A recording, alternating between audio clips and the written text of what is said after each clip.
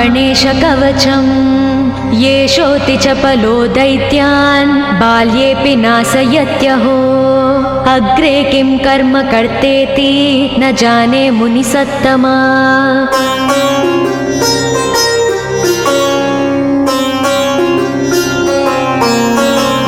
दैत्या नानाविधा दुष्टा साधुदेवद्रुमक्कला अतोऽस्य कण्ठे किञ्चित्यं रक्षां सम्बद्धुमर्णसि ध्यायेत् सिंहगतं विनायकममुं दिर्बाहुमध्ये युगे त्रात्रायां तु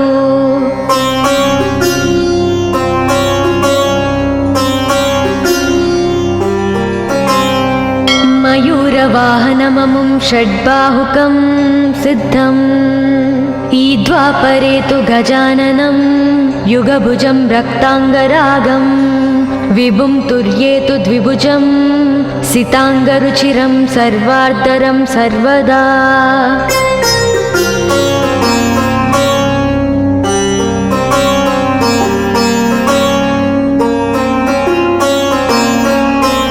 विनायकस्मिकां पातु परमात्मा परात्परः अतिसुन्दरकायस्तु मस्तकं सुमहोत्कटः ललाटं कश्यपः पातु भ्रूयुगं तु महोदरः नयने बालचन्द्रस्तु गजास्य श्रोष्ठपल्लवौ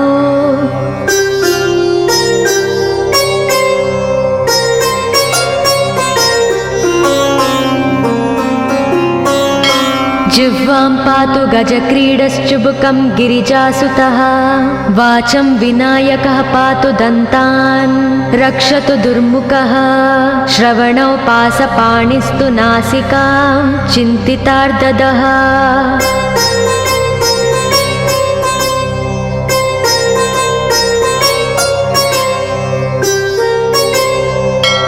गणेशस्तु मुखं पातु कण्ठं पातु गणाधिपः स्कन्दौ पातु गजस्कन्दः स्तने विघ्नविनाशनः हृदयं गणनादस्तु हेरम्बो जठरं महान् धराधरः पातु पार्ष्णौ पृष्ठं विघ्नहरस्मुभः लिङ्गं गुह्यं सदा पातु वक्रतुण्डो महाबलः गजक्रीडो जानुजङ्गो ऊरु मङ्गलकीर्तिमान् एकदन्तो महाबुद्धिः पादौ गुल्पौ सदावतु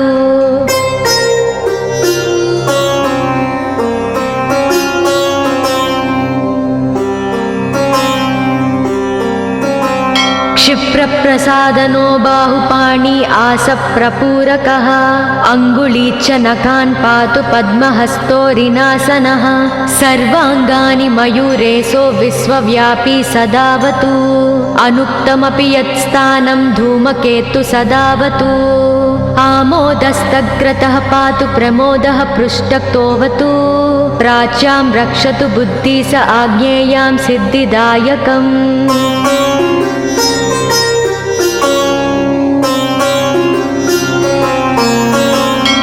दक्षिणस्यामुमाप्लुतो नैव्युतां तु गणेश्वरः प्रतीच्यां विघ्नहर्ता व्याध्याययां गजकर्णकः कौबेर्यां निधिपः पायादीशान्याविसनन्दनः दिवा व्यादेकदन्तस्तु रात्रौ सन्ध्यासु यः विघ्नहृत् राक्षसासुरभेताళग्रहभूतपिशाचतः पाशाङ्कुशधरः पातु रजस्तत्त्वमसुत्रुती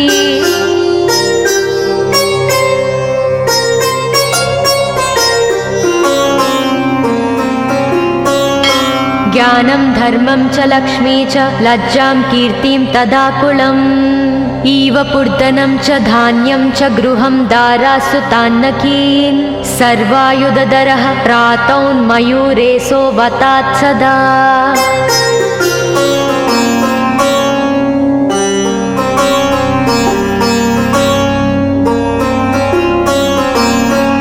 कपिलो जानुकं पातु गजास्वान् विकटोऽवतु भूर्जपत्रे लिखित्वेदं यः कण्ठे धारयेत् सुधीः न भयं जायते तस्य यक्षरक्षः पिशाचतः त्रिसन्ध्यं जपते यस्तु वज्रसारतनुर्भवेत् यात्राकाले पठेद्यस्तु निर्विघ्नेन फलं लभेत्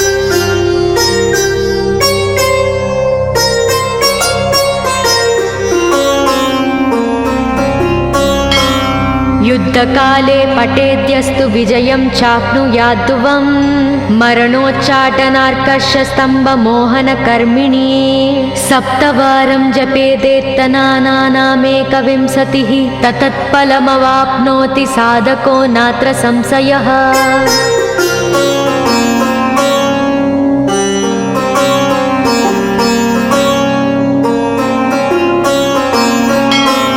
एकविंशतिवारं च पठेत्तावदिनानि यः कारागृहगतं सद्यो राज्ञा व्यजं च मोचयोत्। राजदर्शनवेलायां पठेदेतत्त्रिवारतः स राजानं वंशं नीत्वा प्रकृतिर्च सम्भां जयेत्। इदं गणेशकवचं कश्यपेन सविरितम्।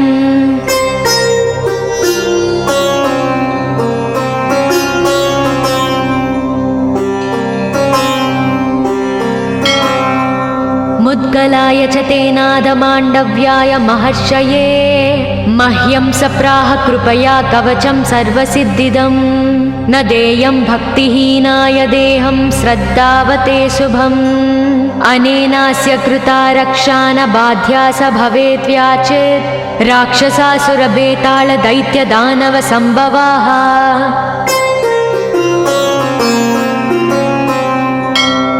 इति श्रीगणेशपुराणे श्रीगणेशकवचं सम्पूर्णम्।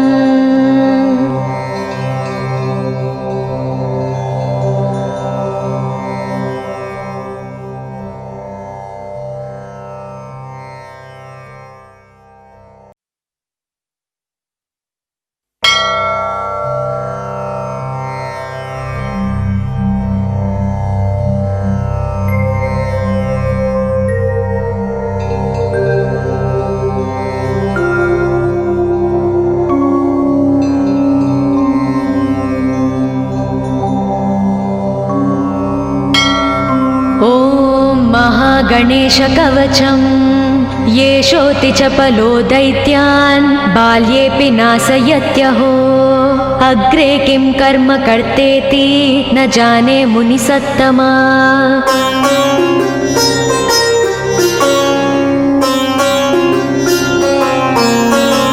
दैत्या नानाविधा दुष्टा साधुदेवद्रुमक्कला। अतोऽस्य कण्ठे किञ्चित्यं रक्षां सम्बद्धुमर्णसि। ध्यायेत् सिंहगतं विनायकममुं दिर्बाहुमध्ये युगे त्रात्रायां तु।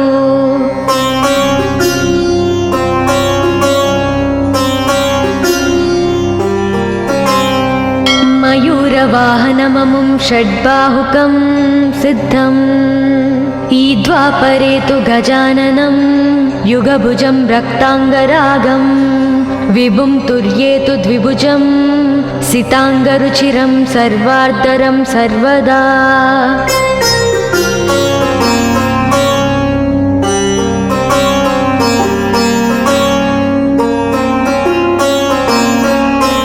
विनायकस्मिकां पातु परमात्मा परात्परः। अतिसुन्दरकायस्तु मस्तकं सुमहोत्कटः। ललाटं कश्यपः पातु भ्रूयुगं तु महोदरः। नयने बालचन्द्रस्तु गजास्य श्रोष्ठपल्लवौ।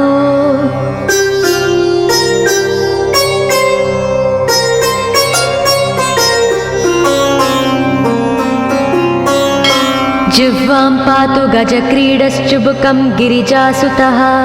वाचं विनायकः पातु दन्तान् रक्षतु दुर्मुखः।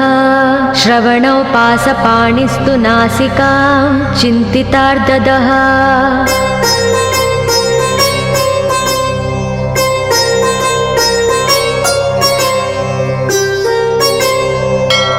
गणेशस्तु मुखं पातु कण्ठं पातु गणाधिपः।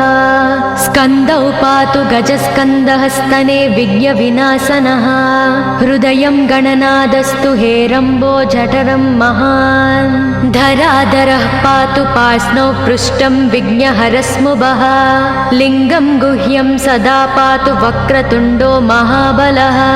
गजक्रीडो जानुजङ्गो ऊरु मङ्गलकीर्तिमान्। एकदन्तो महाबुद्धिः पादौ गुल्पौ सदावतु।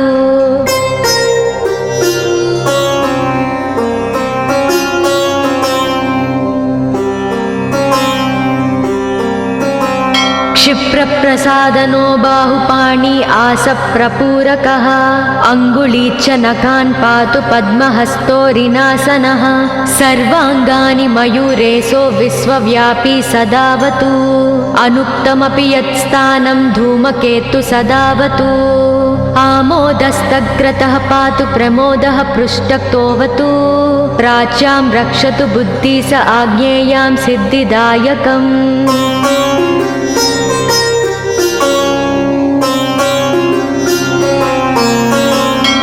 दक्षिणस्यामुमाप्लुतो नैव्युतां तु गणेश्वरः प्रतीच्यां विघ्नहर्ता व्याध्याययां गजकर्णकः कौबेर्यां निधिपः पायादीशान्याविसनन्दनः दिवा व्यादेकदन्तस्तु रात्रौ सन्ध्यासु यः विघ्नहृत् राक्षसासुरबेताళग्रहभूतपिशाचतः पासाङ्कुशधरः पातु रजस्तत्त्वमसुत्रुती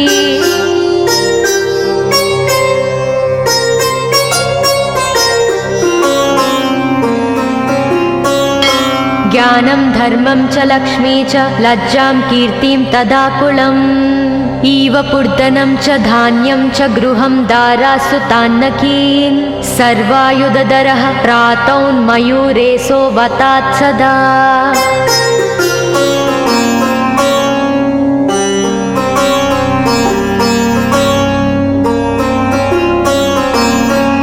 कपिलो जानुकम्पातु गजास्वान् विकटोऽवतु भूर्जपत्रे लिखित्वेदं यः कण्ठे धारयेत् सुधीः न भयं जायते तस्य यक्षरक्षः पिशाचतः त्रिसन्ध्यं जपते यस्तु वज्रसारतनुर्भवेत् यात्राकाले पठेद्यस्तु निर्विघ्नेन फलं लभेत्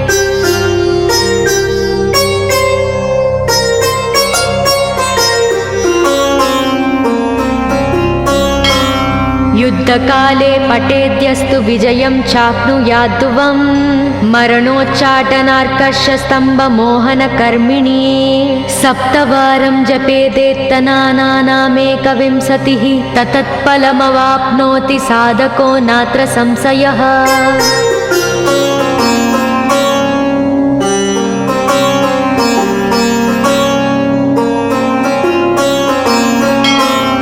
एकविंशतिवारं च पठेत्तावदिनानि यः कारागृहगतं सद्यो राज्ञा व्यजं च मोचयोत् राजदर्शनवेलायां पठेदेतत्त्रिवारतः स राजानं वंशं नीत्वा प्रकृतिर्च सम्भां जयेत् इदं गणेशकवचं कश्यपेन सविरितम्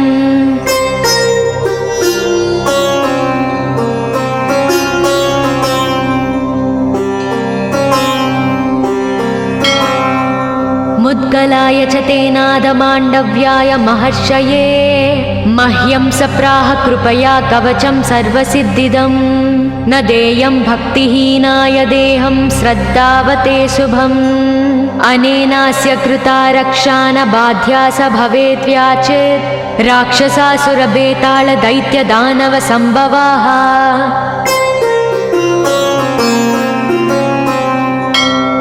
इति श्रीगणेशपुराणे श्रीगणेशकवचं सम्पूर्णम्।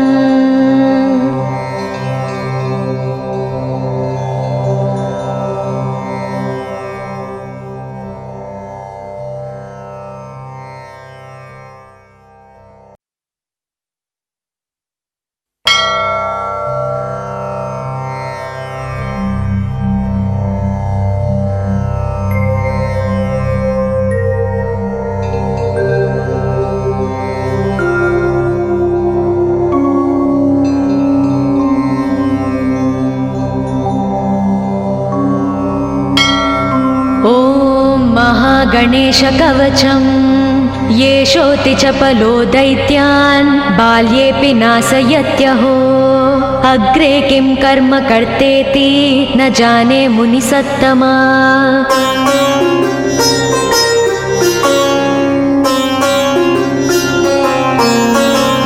दैत्य दैत्या नानाविधा दुष्टा साधुदेवद्रुमक्कला अतोऽस्य कंठे किञ्चित्यं रक्षां सम्बद्धुमर्णसि ध्यायेत् सिंहगतं विनायकममुं दिर्बाहुमध्ये युगे त्रात्रायां तु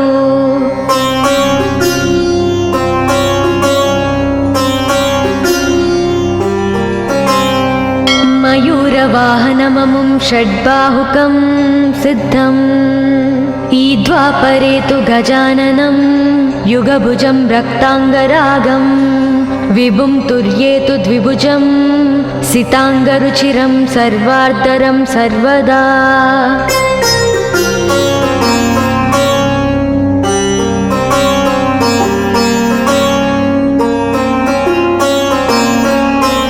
विनायकस्मिकां पातु परमात्मा परात्परः अतिसुन्दरकायस्तु मस्तकं सुमहोत्कटः ललाटं कश्यपः पातु भ्रूयुगं तु महोदरः नयने बालचन्द्रस्तु गजास्य स्रोष्ठपल्लवौ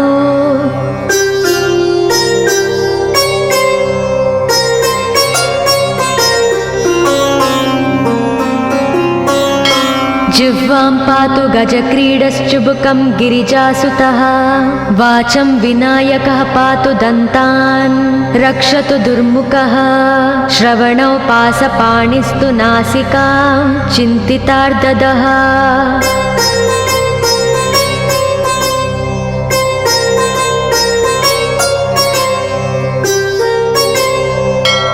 गणेशस्तु मुखं पातु कण्ठं पातु गणाधिपः स्कन्दौ पातु गजस्कन्दः स्तने विघ्नविनाशनः हृदयं गणनादस्तु हेरम्बो जठरं महान् धराधरः पातु पार्ष्णौ पृष्ठं विघ्नहरस्मुभः लिङ्गं गुह्यं सदा पातु वक्रतुण्डो महाबलः गजक्रीडो जानुजङ्गो ऊरु मङ्गलकीर्तिमान् एकदन्तो महाबुद्धिः पादौ गुल्पौ सदावतु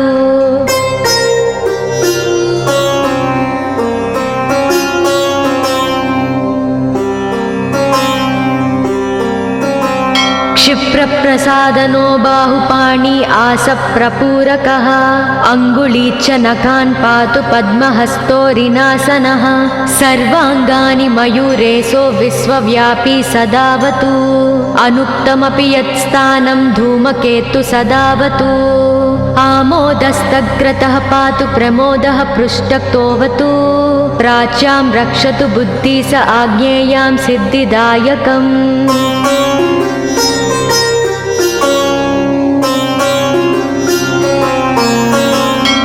दक्षिणस्यामुमाप्लुतो नैव्युतां तु गणेश्वरः प्रतीच्यां विघ्नहर्ता व्याध्याययां गजकर्णकः कौबेर्यां निधिपः पायादीशान्याविसनन्दनः दिवा व्यादेकदन्तस्तु रात्रौ सन्ध्यासु यः विघ्नहृत् राक्षसासुरबेताళग्रहभूतपिशाचतः पाशाङ्कुशधरः पातु रजस्तत्त्वमसुत्कृती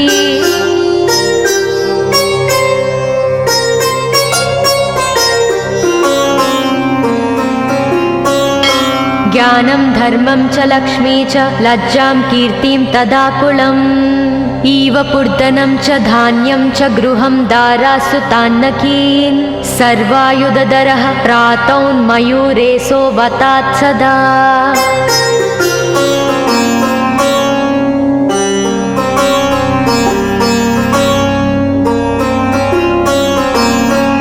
कपिलो जानुकं पातु गजास्वान् विकटोऽवतु भूर्जपत्रे लिखित्वेदं यः कण्ठे धारयेत् सुधीः न भयं जायते तस्य यक्षरक्षः पिशाचतः त्रिसन्ध्यं जपते यस्तु वज्रसारतनुर्भवेत् यात्राकाले पठेद्यस्तु निर्विघ्नेन फलं लभेत्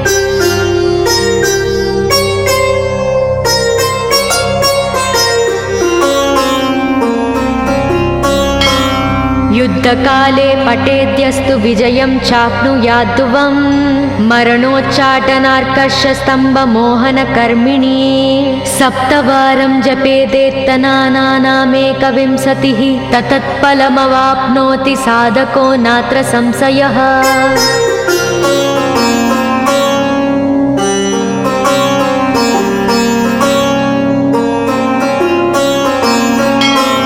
एकविंशतिवारं च पठेत्तावदिनानि यः कारागृहगतं सद्यो राज्ञा व्यदं च मोचयोत् राजदर्शनवेलायां पठेदेतत्त्रिवारतः स राजानं वंशं नीत्वा प्रकृतिर्च सम्भाजयेत्।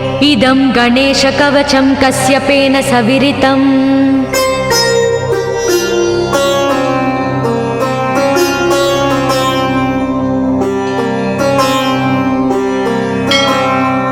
मुद्गलाय च तेनादमाण्डव्याय महर्षये मह्यं सप्राह कृपया कवचं सर्वसिद्धिदं न देयं भक्तिहीनाय देहं श्रद्धावते शुभम् अनेनास्य कृता रक्षा न बाध्या स भवेद्व्याचेत् राक्षसासुरबेताल दैत्यदानव संभवाः।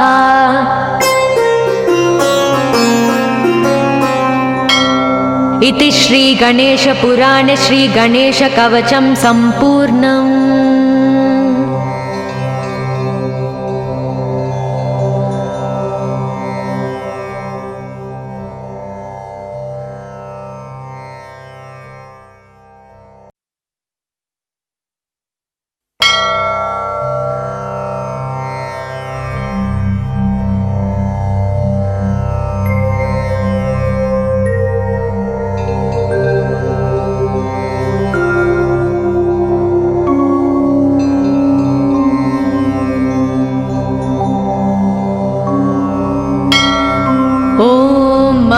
गणेशकवचं येषोऽति चपलो दैत्यान् बाल्येऽपि नाशयत्यहो अग्रे किं कर्म कर्तेति न जाने मुनिसत्तमा।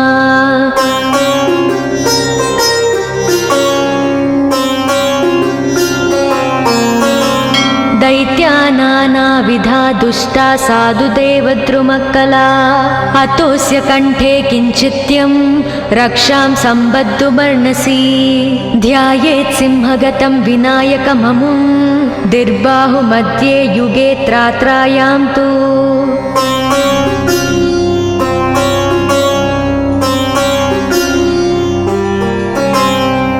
मयूरवाहनममुं षड्बाहुकं सिद्धम् ईद्वापरे तु गजाननं युगभुजं रक्ताङ्गरागं विभुं तुर्येतु द्विभुजं सिताङ्गरुचिरं सर्वार्धरं सर्वदा।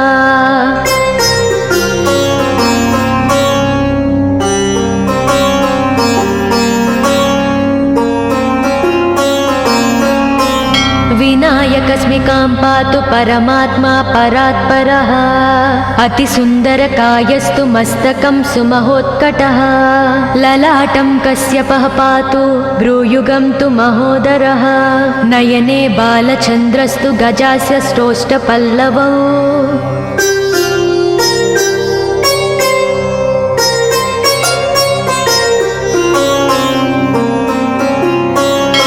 जिह्वां पातु गजक्रीडश्चुबुकं गिरिजासुतः वाचं विनायकः पातु दन्तान् रक्षतु दुर्मुखः श्रवणौ पासपाणिस्तु नासिकां चिन्तितार्ददः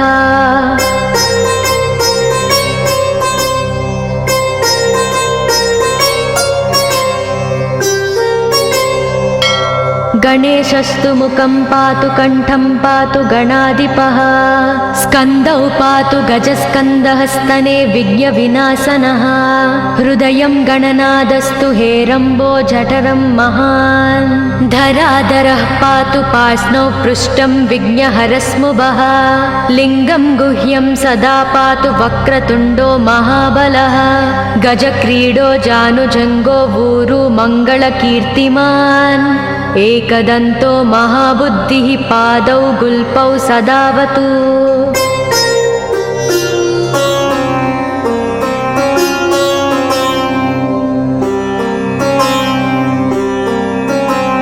क्षिप्रप्रसादनो बाहुपाणि आसप्रपूरकः अङ्गुली च नखान् पातु पद्महस्तोरिनासनः सर्वाङ्गानि मयूरेशो विश्वव्यापी सदावतु अनुक्तमपि यत्स्थानं धूमकेतु सदावतु आमोदस्तग्रतः पातु प्रमोदः पृष्ठतोऽवतु प्राच्यां रक्षतु बुद्धि स आज्ञेयां सिद्धिदायकम्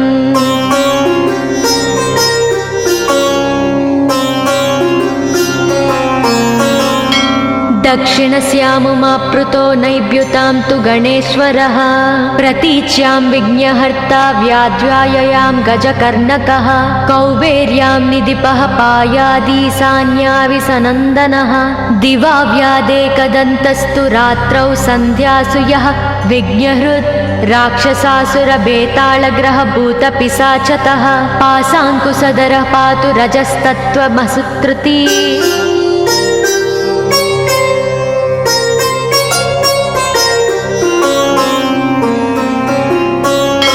ज्ञानं धर्मं च लक्ष्मी च लज्जां कीर्तिं तदाकुलम् इव पूर्धनं च धान्यं च गृहं दारासु तान्नकीन् सर्वायुधधरः प्रातौन्मयूरेशो वतात् सदा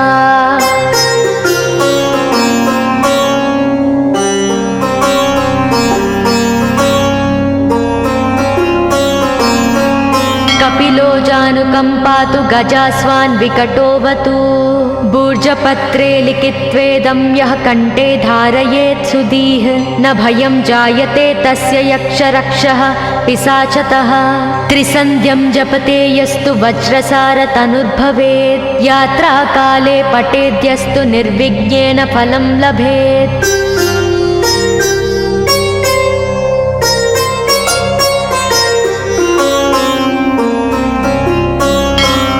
युद्धकाले पठेद्यस्तु विजयं चाप्नुयाद्ध्रुवम् मरणोच्चाटनार्कर्षस्तम्भमोहनकर्मिणी सप्तवारं जपेदेत्तनानामेकविंशतिः ततत्फलमवाप्नोति साधको नात्र संशयः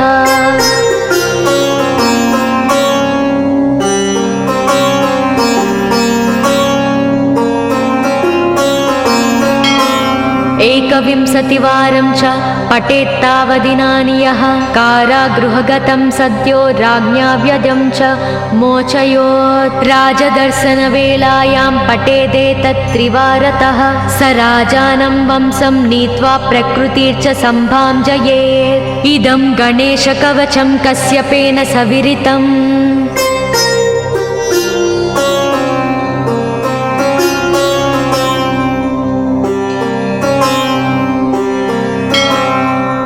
मुद्गलाय च तेनादमाण्डव्याय महर्षये मह्यं सप्राह कृपया कवचं सर्वसिद्धिदं न देयं भक्तिहीनाय देहं श्रद्धावते शुभम् अनेनास्य कृता रक्षा न बाध्या स भवेत् व्याचेत् राक्षसासुरबेताళदैत्यदानवसम्भवाः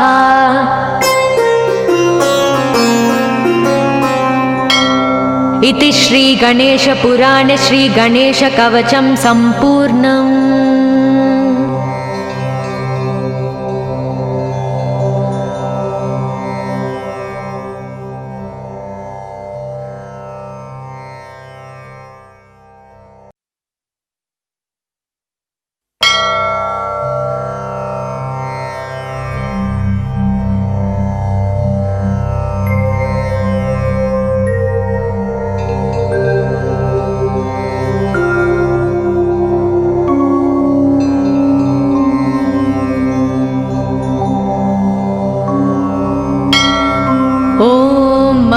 गणेशकवचम् येषोऽति चपलो दैत्यान् बाल्येऽपि नाशयत्यहो अग्रे किं कर्म कर्तेति न जाने मुनिसत्तमा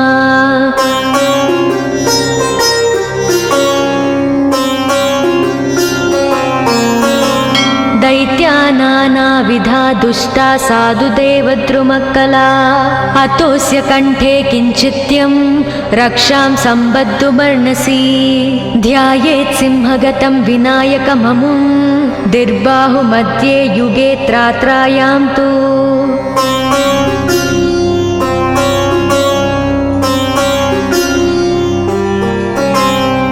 मयूरवाहनममुं षड्बाहुकं सिद्धम् ईद्वापरे तु गजाननं युगभुजं रक्ताङ्गरागं विभुं तुर्ये तु द्विभुजं सिताङ्गरुचिरं सर्वार्धरं सर्वदा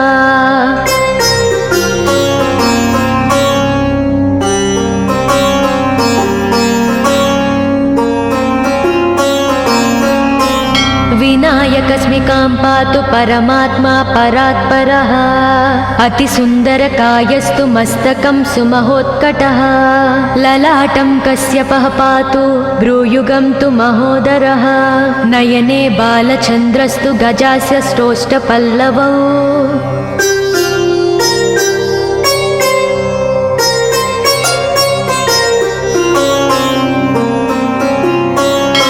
जिह्वां पातु गजक्रीडश्चुबुकं गिरिजासुतः वाचं विनायकः पातु दन्तान् रक्षतु दुर्मुखः श्रवणौ पासपाणिस्तु नासिकां चिन्तितार्ददः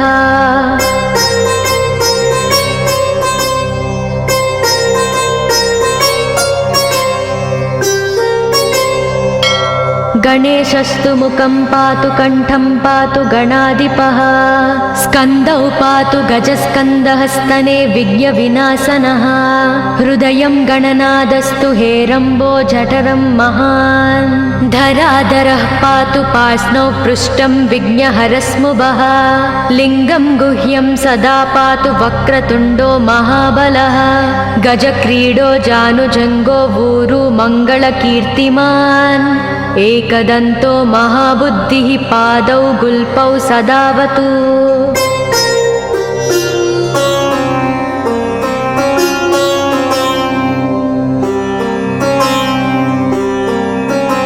क्षिप्रप्रसादनो बाहुपाणि आसप्रपूरकः अङ्गुलीच्च नखान् पातु पद्महस्तोरिनासनः सर्वाङ्गानि मयूरेशो विश्वव्यापी सदावतु अनुक्तमपि यत्स्थानं धूमकेतु सदावतु आमोदस्तग्रतः पातु प्रमोदः पृष्ठतोऽवतु प्राच्यां रक्षतु बुद्धि स आज्ञेयां सिद्धिदायकम्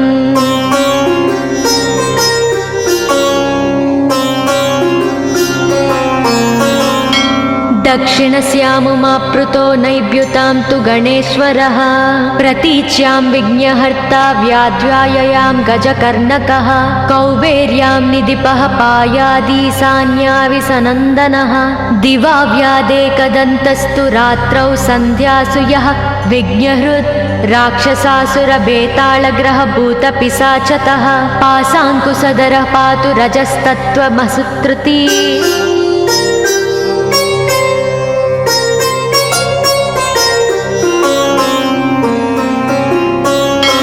ज्ञानं धर्मं च लक्ष्मी च लज्जां कीर्तिं तदाकुलम् इव पूर्धनं च धान्यं च गृहं दारासुतान्नकीन् सर्वायुधधरः प्रातौन्मयूरेशो वतात् सदा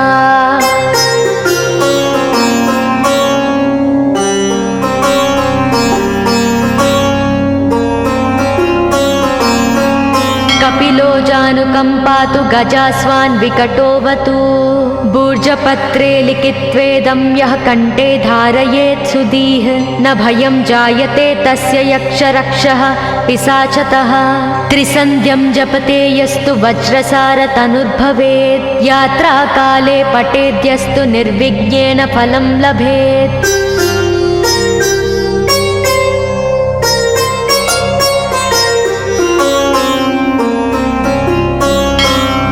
युद्धकाले पठेद्यस्तु विजयं चाप्नुयाद्ध्रुवम् मरणोच्चाटनार्कर्षस्तम्भमोहनकर्मिणी सप्तवारं जपेदेत्तनानामेकविंशतिः ततत्फलमवाप्नोति साधको नात्र संशयः।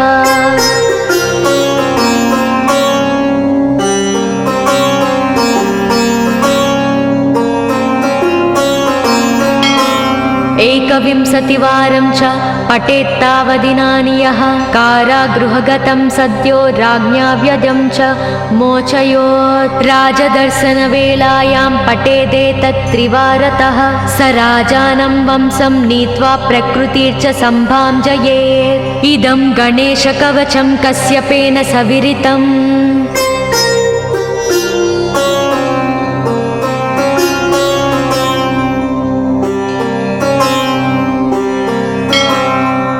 मुद्गलाय च तेनादमाण्डव्याय महर्षये मह्यं सप्राह कृपया कवचं सर्वसिद्धिदं न देयं भक्तिहीनाय देहं श्रद्धावते शुभम्।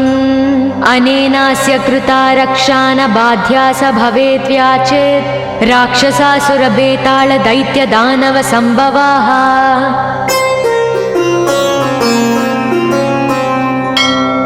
इति श्रीगणेशपुराणे श्रीगणेशकवचं सम्पूर्णम्।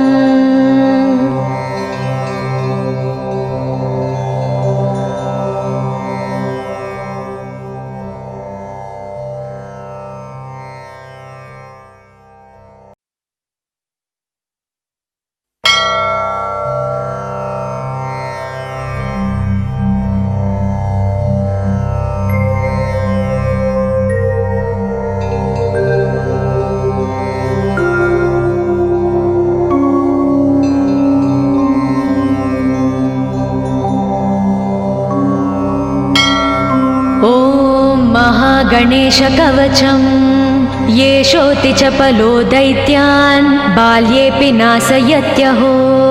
अग्रे किं कर्म कर्तेति न जाने मुनिसत्तमा।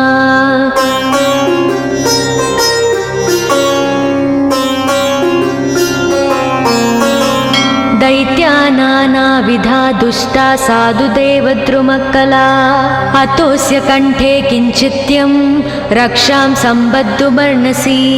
ध्यायेत् सिंहगतं विनायकममुं दिर्बाहुमध्ये युगे त्रात्रायां तु।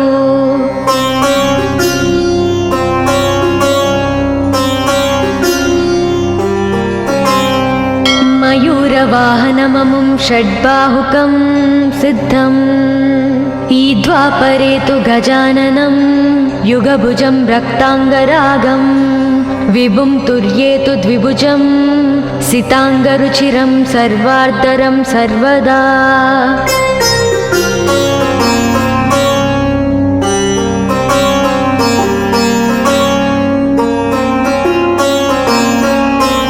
विनायकस्मिकां पातु परमात्मा परात्परः।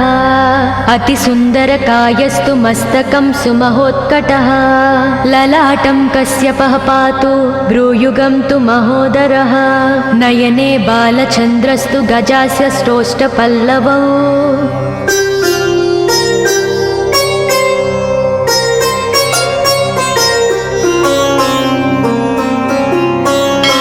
जिह्वां पातु गजक्रीडश्चुबुकं गिरिजासुतः। वाचं विनायकः पातु दन्तान् रक्षतु दुर्मुखः। श्रवणौ पासपाणिस्तु नासिकां चिन्तितार्ददः।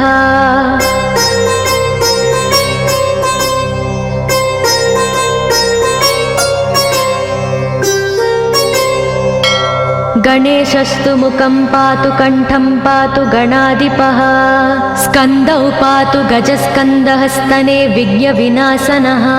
हृदयं गणनादस्तु हेरम्बो जठरं महान्। धराधरः पातु पार्ष्णौ पृष्ठं विघ्नहरस्मुभः। लिङ्गं गुह्यं सदा पातु वक्रतुण्डो महाबलः। गजक्रीडो जानुजङ्गो ऊरु मङ्गलकीर्तिमान्। एकदन्तो महाबुद्धिः पादौ गुल्पौ सदावतु।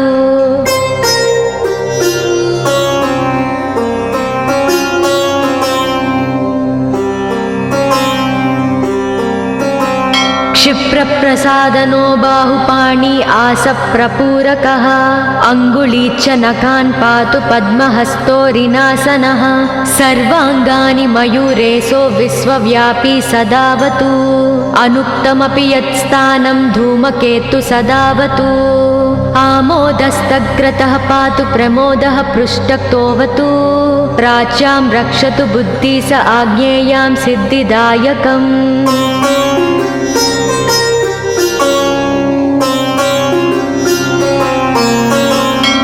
दक्षिणस्यामुमाप्लुतो नैव्युतां तु गणेश्वरः प्रतीच्यां विघ्नहर्ता व्याध्याययां गजकर्णकः कौबेर्यां निधिपः पायादीशान्याविसनन्दनः दिवा व्यादेकदन्तस्तु रात्रौ सन्ध्यासु यः विघ्नहृत् राक्षसासुरबेतालग्रहभूतपिशाचतः पासाङ्कुशधरः पातु रजस्तत्त्वमसुत्रुती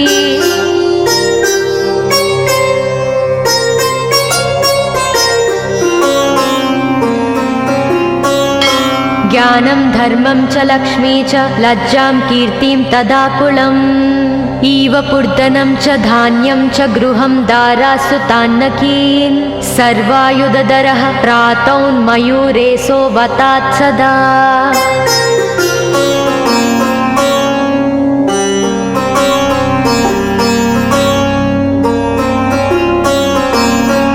कपिलो जानुकम्पातु गजास्वान् विकटोऽवतु भूर्जपत्रे लिखित्वेदं यः कण्ठे धारयेत् सुधीः न भयं जायते तस्य यक्षरक्षः पिशाचतः त्रिसन्ध्यं जपते यस्तु वज्रसारतनुर्भवेत् यात्राकाले पठेद्यस्तु निर्विघ्नेन फलं लभेत्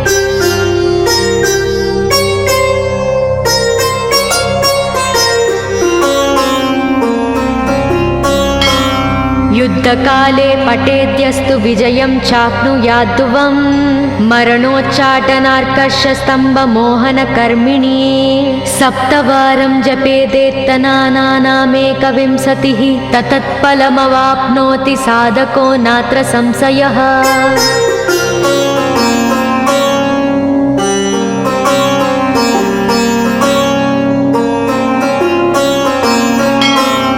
एकविंशतिवारं च पठेत्तावदिनानि यः कारागृहगतं सद्यो राज्ञा व्यजं च मोचयोत् राजदर्शनवेलायां पठेदेतत्त्रिवारतः स राजानं वंशं नीत्वा प्रकृतिर्च सम्भां जयेत् इदं गणेशकवचं कश्यपेन सविरितम्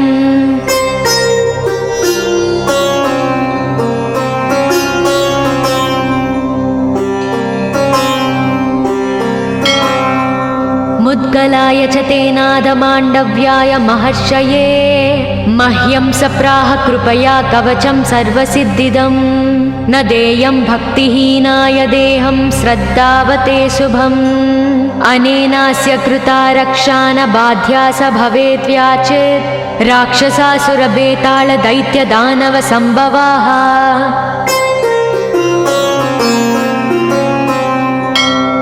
इति श्रीगणेशपुराणे श्रीगणेशकवचं सम्पूर्णम्।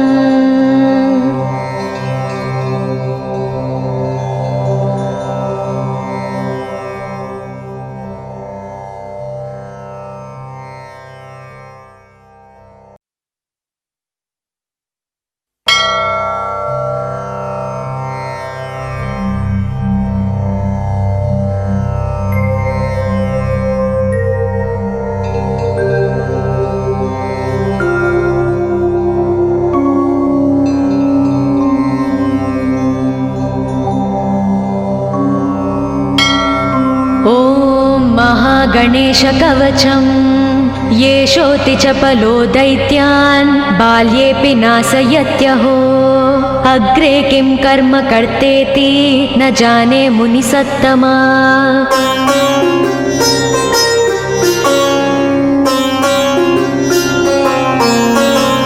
दैत्या नानाविधा दुष्टा साधुदेवद्रुमकला अतोऽस्य कण्ठे किञ्चित्यं रक्षां सम्बद्धुमर्णसि ध्यायेत् सिंहगतं विनायकममुं दिर्बाहुमध्ये युगे त्रात्रायां तु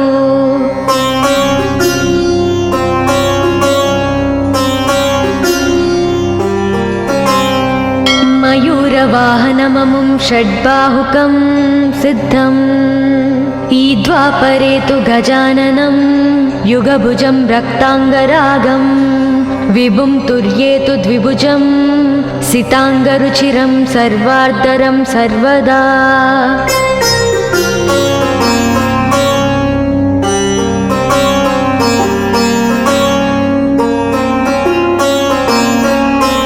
विनायकस्मिकां पातु परमात्मा परात्परः अतिसुन्दरकायस्तु मस्तकं सुमहोत्कटः ललाटं कश्यपः पातु भ्रूयुगं तु महोदरः नयने बालचन्द्रस्तु गजास्य श्रोष्ठपल्लवौ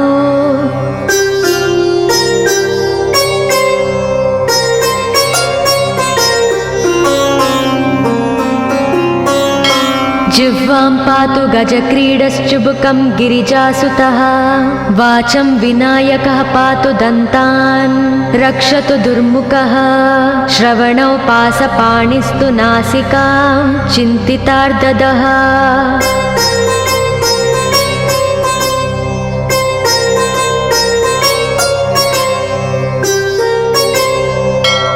गणेशस्तु मुखं पातु कण्ठं पातु गणाधिपः स्कन्दौ पातु गजस्कन्दः स्तने विघ्नविनाशनः हृदयं गणनादस्तु हेरम्बो जठरं महान् धराधरः पातु पार्ष्णौ पृष्ठं विघ्नहरस्मुभः लिङ्गं गुह्यं सदा पातु वक्रतुण्डो महाबलः गजक्रीडो जानुजङ्गो ऊरु मङ्गलकीर्तिमान् एकदन्तो महाबुद्धिः पादौ गुल्पौ सदावतु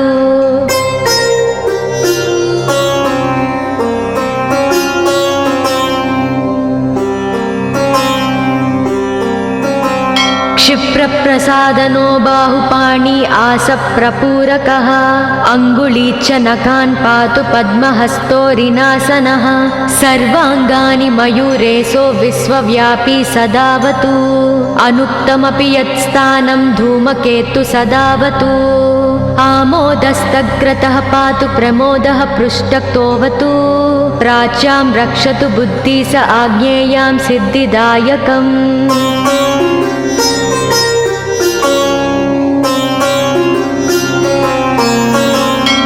दक्षिणस्यामुमाप्लुतो नैव्युतां तु गणेश्वरः प्रतीच्यां विघ्नहर्ता व्याध्याययां गजकर्णकः कौबेर्यां निधिपः पायादीशान्याविसनन्दनः दिवा व्यादेकदन्तस्तु रात्रौ सन्ध्यासु यः विघ्नहृत् राक्षसासुरबेताళग्रहभूतपिशाचतः पाशाङ्कुशधरः पातु रजस्तत्त्वमसुकृती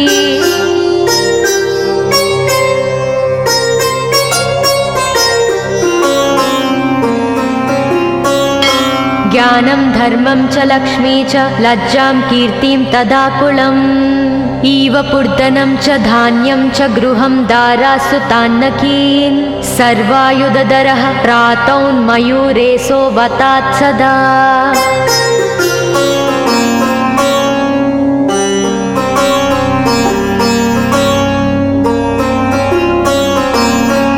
कपिलो जानुकं पातु गजास्वान् विकटोऽवतु भूर्जपत्रे लिखित्वेदं यः कण्ठे धारयेत् सुधीः न भयं जायते तस्य यक्षरक्षः पिशाचतः त्रिसन्ध्यं जपते यस्तु वज्रसारतनुर्भवेत् यात्राकाले पठेद्यस्तु निर्विघ्नेन फलं लभेत्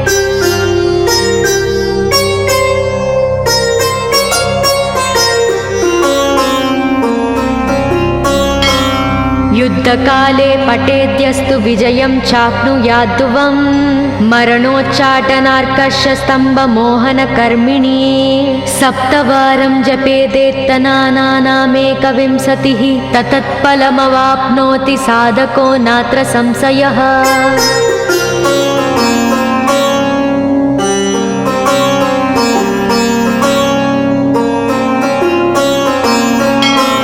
एकविंशतिवारं च पठेत्तावदिनानि यः कारागृहगतं सद्यो राज्ञा व्यजं च मोचयोत्। राजदर्शनवेलायां पठेदेतत्त्रिवारतः स राजानं वंशं नीत्वा प्रकृतिर्च सम्भाञ्जयेत्। इदं गणेशकवचं कश्यपेन सविरितम्।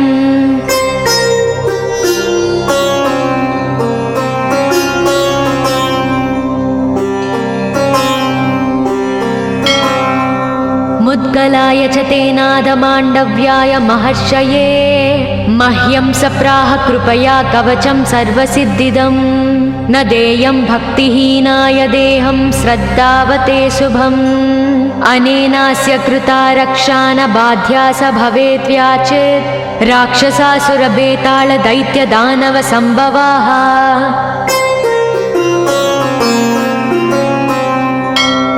इति श्रीगणेशपुराणे श्रीगणेशकवचं सम्पूर्णम्।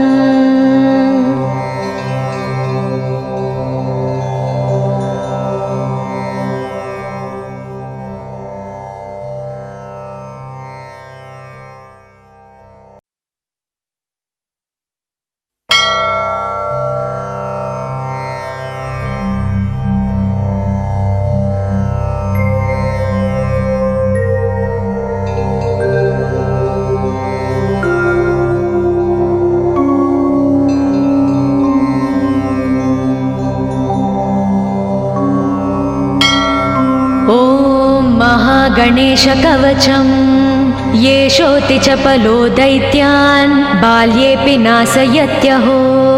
अग्रे किं कर्म कर्तेति न जाने मुनिसत्तमा।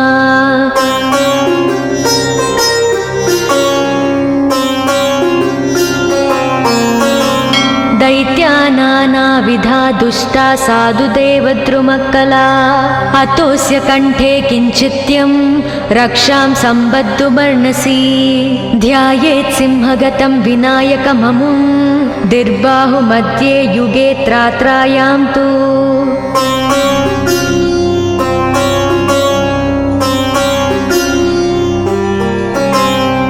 मयूरवाहनममुं षड्बाहुकं सिद्धम्।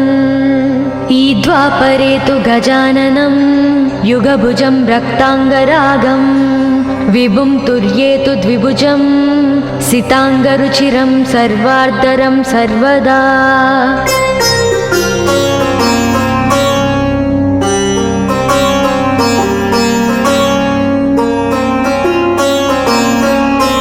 विनायकस्मिकां पातु परमात्मा परात्परः। अतिसुन्दरकायस्तु मस्तकं सुमहोत्कटः। ललाटं कश्यपः पातु भ्रूयुगं तु महोदरः। नयने बालचन्द्रस्तु गजास्य श्रोष्ठपल्लवौ।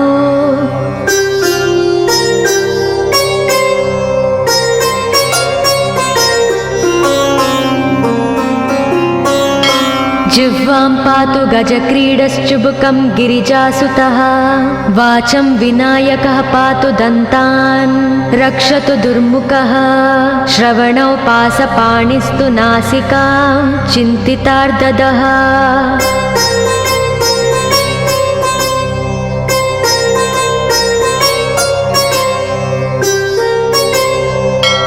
गणेशस्तु मुखं पातु कण्ठं पातु गणाधिपः।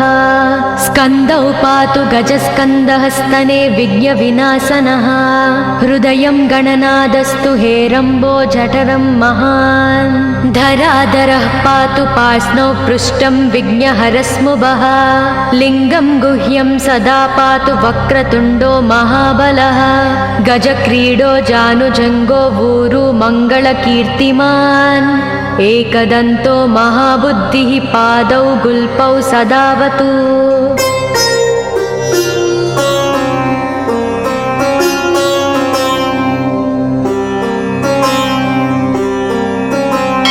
क्षिप्रप्रसादनो बाहुपाणि आसप्रपूरकः अङ्गुलीच्च नखान् पातु पद्महस्तोरिनासनः सर्वाङ्गानि मयूरेशो विश्वव्यापी सदावतु अनुक्तमपि यत्स्थानं धूमकेतु सदावतु आमोदस्तग्रतः पातु प्रमोदः पृष्ठतोऽवतु प्राच्यां रक्षतु बुद्धि स आज्ञेयां सिद्धिदायकम्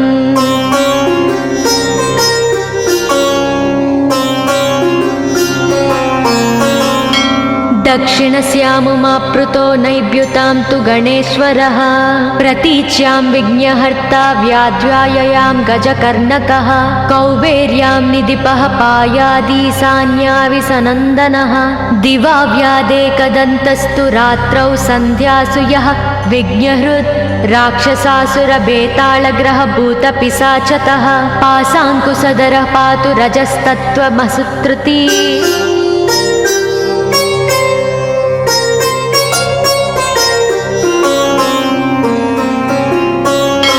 ज्ञानं धर्मं च लक्ष्मी च लज्जां कीर्तिं तदाकुलम् इव पूर्धनं च धान्यं च गृहं दारासु तान्नकीन् सर्वायुधधरः प्रातौन्मयूरेशो वतात् सदा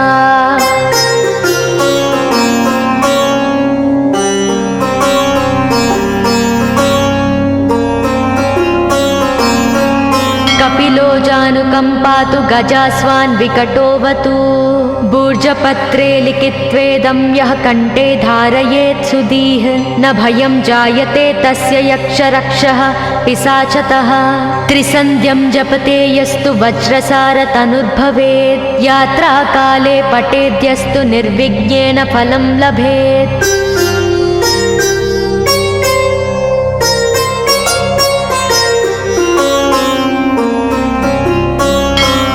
युद्धकाले पठेद्यस्तु विजयं चाप्नुयाद्ध्रुवम् मरणोच्चाटनार्कषस्तम्भमोहनकर्मिणी सप्तवारं जपेदेत्तनानामेकविंशतिः ततत्फलमवाप्नोति साधको नात्र संशयः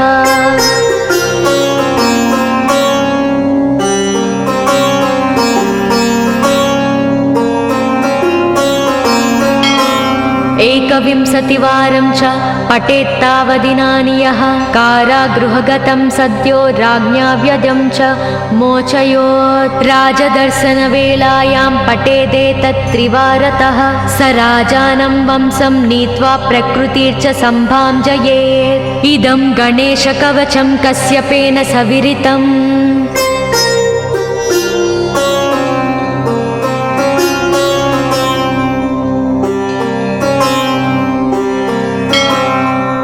मुद्गलाय च तेनादमाण्डव्याय महर्षये मह्यं सप्राह कृपया कवचं सर्वसिद्धिदं न देयं भक्तिहीनाय देहं श्रद्धावते शुभम् अनेनास्य कृता रक्षा न बाध्या स भवेत् व्याचेत् राक्षसासुरबेतालदैत्यदानवसम्भवाः